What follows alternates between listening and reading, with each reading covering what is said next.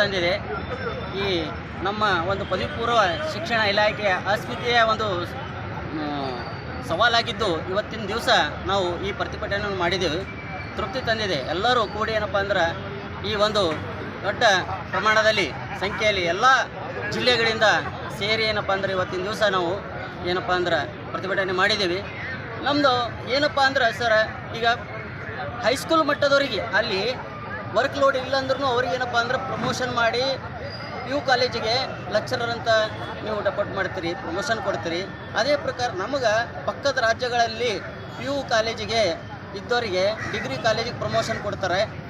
ಆ ಒಂದು ವ್ಯವಸ್ಥೆ ನಮ್ಮ ಕರ್ನಾಟಕದಲ್ಲೂ ಕೂಡ ಆಗಬೇಕಂತ ನಂದು ಒಂದು ಬೇಡಿಕೆ ಸರ್. ಅದರ ಸಂಬಂಧ ನಾವು ಇನ್ನೂ ಹಲವಾರು ಬೇಡಿಕೆಗಳು ನಮ್ಮ ಹಿರಿಯ ಮುಖಂಡರು ಹೇಳಿದ್ದಾರೆ. ಇವತ್ತಿನ ದಿವಸ ನಾವೆಲ್ಲರೂ ಸೇರಿ ಒಂದು ಏನಪ್ಪ ಅಂದ್ರೆ ಪ್ರತಿಭಟನೆ ತೃಪ್ತಿ ತಂದಿದೆ ಅಂತ ಈ ಸಮಯದಲ್ಲಿ ನಾನು ಹೇಳೋಕ್ಕೆ ಬಯಸ್ತೀನಿ. ನೋಡಿ, ನೀವು ಫಸ್ಟ್ PUC ಸೆಕೆಂಡ್ PUCಗೆ ಪಾಠ ಮಾಡೋದಕ್ಕೆ ಹೇಳಿದ್ದಾರೆ ಸರ್ಕಾರದಿಂದ ಅಧಿಕೃತವಾಗಿ. ಈಗ ಅದೇ ಸರ್ಕಾರ ನಿಮಗೆ 8, 9, 10ನೇ ತರಗತಿಗೆ ಪಾಠ ಮಾಡಿ ಅನ್ನೋದು ಎಷ್ಟು ಮಟ್ಟಿಗೆ ಸರಿ ಸರ್? ಇದು ಅಸಾಧ್ಯವಾದ ಮಾತು ಸರ್. ಯಾಕಂದರೆ ನಾವು ಅಪಾರ್ಟ್ಮೆಂಟ್ ಆಗಿದ್ದು ನಮ್ಮ ಒಂದು ಆಸೆ ಲೆಕ್ಚರರ್ ಅಂತ ನಾವು ಇಟ್ಕೊಂಡು ನಾವು ಲೆಕ್ಚರರ್ ಆಗಿದ್ದೆವು.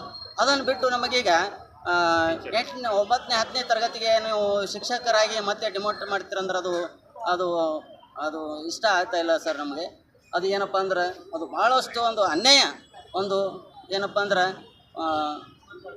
ಭಾಳ ಅನ್ಯಾಯ ಮಾಡ್ತಾ ಇದ್ದಾರೆ. ಅದ್ರ ಸಂಬಂಧ ನಮಗೇನಪ್ಪ ಅಂದ್ರೆ ಈ ಡಿಗ್ರಿ ಕಾಲೇಜಿಗೆ ಪ್ರಮೋಷನ್ ಕೊಡಬೇಕಂತ ಒಂದು ಬೇಡಿಕೆ ಸರ್. ಸರ್, ಈಗ ಅಫಿಷಿಯಲ್ ಆಗಿ ಸರ್ಕಾರದಿಂದ ಅಧಿಕೃತವಾಗಿ ಪುಟ್ಟಣ್ಣವರು ಬಂದು ನಿಮಗೆ ಭರವಸೆ ಕೊಟ್ಟಿದ್ದಾರೆ. ಬೆಳಗಾವಿ ಚಳಿಗಾಲದ ಅಧಿವೇಶನದಲ್ಲಿ ತಮ್ಮ ಸಮಸ್ಯೆನ ಬಗೆಹರಿಸ್ತೀನಿ ಅಂತ ಹೇಳಿದ್ದಾರೆ. ಅವ್ರ ಮಾತು ನಿಮಗೆ ತೃಪ್ತಿ ತಂದಿದೆಯಾ? ಅವ್ರ ಮೇಲೆ ನಮಗೆ ನಂಬಿಕೆ ಇದೆ ಸರ್, ಮಾಡ್ತಾರಂತೆ.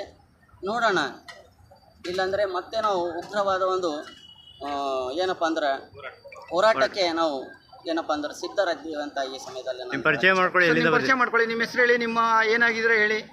ನಾನು PU ಕಾಲೇಜ್ ಲೆಕ್ಚರ್ ಸರ್, ಕಲಬುರಗಿಯಿಂದ ಬಂದಿದ್ದೇನೆ, ದೇವಿದಾಸ್ ಅಂತ.